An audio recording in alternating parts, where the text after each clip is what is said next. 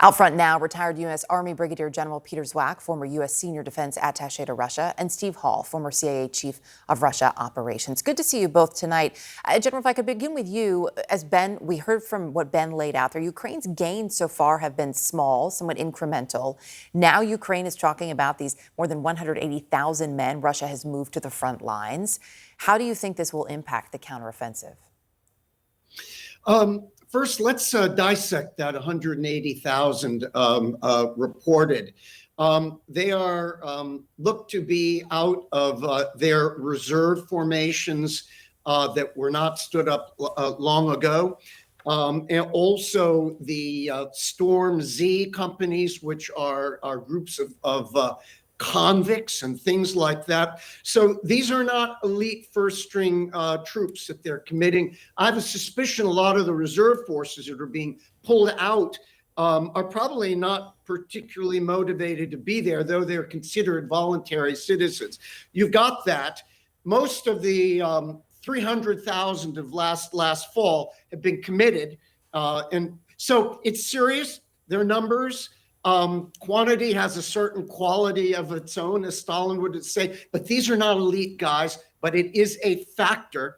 But it also may put stress, Erica, on the Russian people and the regime. The battle itself, the grinding Ukrainian offensive, these are probes. They're big probes. They're hard probes. They're looking for weakness. They've not committed their main force brigades that are looking, and we have to have tactical, operational patience for this to play out. And everyone said, including the Ukrainians, this would be hard and ugly. Well, and as we watch, to your point, hard and ugly, and could take a while longer at that. Steve, I want to play another part, if I could, of Aaron's new interview with President Zelensky. Take a listen to this moment. Mr. President, you recently said that you have dealt, and I'll quote you the way it quoted, with different Putins. It's a completely different set of traits in different periods. Now, of course, he's faced a rebellion, an attempted coup from Evgeny Prigozhin. Have you seen any changes in how you think he's acting, in his behavior since the attempted coup? Yes, we see the reaction after certain Wagner steps. We see Putin's reaction. It's weak. Firstly, we see he doesn't control everything. Wagner's moving deep into Russia and taking certain regions shows how easy it is to do. Putin doesn't control the situation in the regions. He doesn't control the security situation. What he pointed out there, that he believes he no longer controls the security situation. Steve, this mutiny by Prigozhin in Russia, how much of a lasting impact do you think it has had in terms of changes on Putin and even the power that he still does, or perhaps in some areas does not hold? Yeah, Eric, I think that's the question that probably everybody is asking at this particular point. There are those Russia watchers who sort of say, look, we can't know a whole lot about what's going on behind the walls of the Kremlin because it's such a Byzantine place. That's absolutely true. But there's also some stuff that's happened on the ground that I think is irrefutable. The first is, how did the Wagner guys get as far as they did? I mean, I think everybody could probably have sat back and said, wow, this Prigozhin thing, it doesn't look like it's going to go well for the Kremlin. I mean, if we can see that, and all we have access to is general reporting, you can't tell me that the Russian intelligence services, specifically the internal service, the FSB, either didn't see this or somehow didn't send it up the line to the, I mean, how do you explain that? So that's either a lack of focus or a lack of, or an increased focus on something else to the detriment of Putin's regime, which is, that's job number one for all autocrats, is to stay in power. So I think we're looking at a weakened Putin. The question remains is how weak and what will his response be, because he's going to try to show that he's, of course, not weak. And that's going to, we'll see how that turns out. Right. And there are a lot of concerns about what that could look like, understandably. General Zwack, you heard President Zelensky in that interview with Aaron talking about NATO, about whether Ukraine would be allowed to join NATO.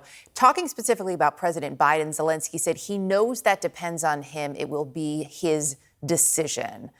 What do you make of that take? Clearly, there's a message in there. He talked about what a good relationship he and President Biden have.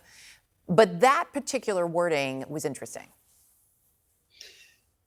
President Zelensky is a master of the narrative. And I think that going directly to President Biden can understand that, because there is strong American influence, obviously in NATO, toward that decision. But we have to remember, it's in the lines of 31 nations, and it just takes one or two that does it. So I think President Biden is acutely aware of the issues. How I think that the intent, and we're reading it all around, is more and more, not just in our own nation, but also in our allies, that there will be a day where Ukraine is worthy of NATO, certainly. I think the narrative that how the president, they're put some pressure on him, is I think this is really, really hard. I think, though, that the Ukrainians have deserved it. They are certainly in the pipeline. But Article 5, an attack on one is attack of all. And Zelensky, to his credit, did mention that. You can respond and talk about the intent to bring Ukraine into NATO, but not a full invitation at the summit for the reasons we talk about. As we watch to see what develops there, Steve, today the U.S. ambassador to Russia was able to meet with the detained Wall Street Journal reporter Evan Gershkovich. This was the first time since April 17th. Ambassador Lynn Tracy said Evan is in, quote, good health, remains strong despite the circumstances. He's facing espionage charges in Russia. The U.S. has refuted those, of course, called them baseless. But I wonder, based on what we were just talking about in terms of the recent issues in Russia and how Putin is in this moment, is it more or less likely that we could see something happen with Evan Gershkovich because of recent events?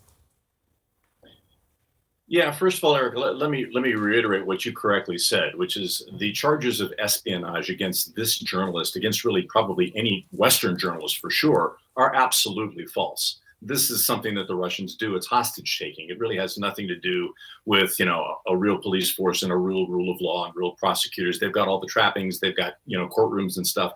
But that's not what's going on here. He and all the other Americans and Westerners who are being held in Russian jails are simply pawns caught up in the game. And unfortunately, because of what we were just talking about in terms of how Putin is going to respond to the challenge by Prigozhin and perhaps some of his own generals, I think the outlook for these imprisoned Americans is even worse, because it would look weaker for Putin right now to say, well, yeah, okay, I'll do, the West a favor, or I'll do the United States what it wants. It wants these people released, so I'll go ahead and do that. That would look weak, and that's not something that Putin wants to do. He wants to do the opposite, to appear more strong in the threat that he just recently faced. And so I'm afraid it's probably looking worse for these imprisoned Americans rather than better. Steve Hall, General Zwack, good to have you both with us tonight. Thank you.